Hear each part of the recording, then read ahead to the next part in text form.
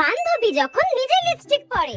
বেশি লিপস্টিক নষ্ট করা যাবে না, একটু কাছিয়ে কাছিয়ে রেখে দিই যাতে অল্প করে ব্যবহার করতে পারি। এবার ঠোঁটের নিচে একটু ডট ডট দিয়ে নিই, ঠোঁটের উপরেও একটু ডট ডট দিয়ে নিই, ব্যাস। আর কিচ্ছু করতে হবে না, ব্যাস। আমি তো শিওর এরকম করে যদি আমি লিপস্টিক ব্যবহার করি আরো 1 বছর চালিয়ে নিতে পারবো। আর বান্ধবী যখন অন্য লিপস্টিক পরে। তোর লিপস্টিকটা আমাকে একটু পরতে দিবি রে? আমি না বাড়ি থেকে লিপস্টিক পরে আসতেই ভুলে গেছি। তোর লিপস্টিকটা একটু পরতে দে না রে।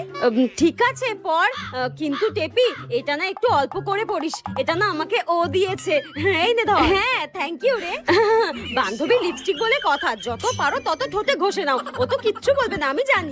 আরে মা এটা লিপস্টিক, তুই কি একদিনে এটা শেষ করবি নাকি? আর কিছু বললেও আমার কোনো যায় আসে না, আমি তো ঠোঁটে ভরে ভরে ঘষে নিয়েছি। তুই যদি আমার বন্ধু না হতিস না আমি তোকে মেরেই ফেলতাম। এইভাবে থোবড়ায় লিপস্টিক কে ঘষে ভাই?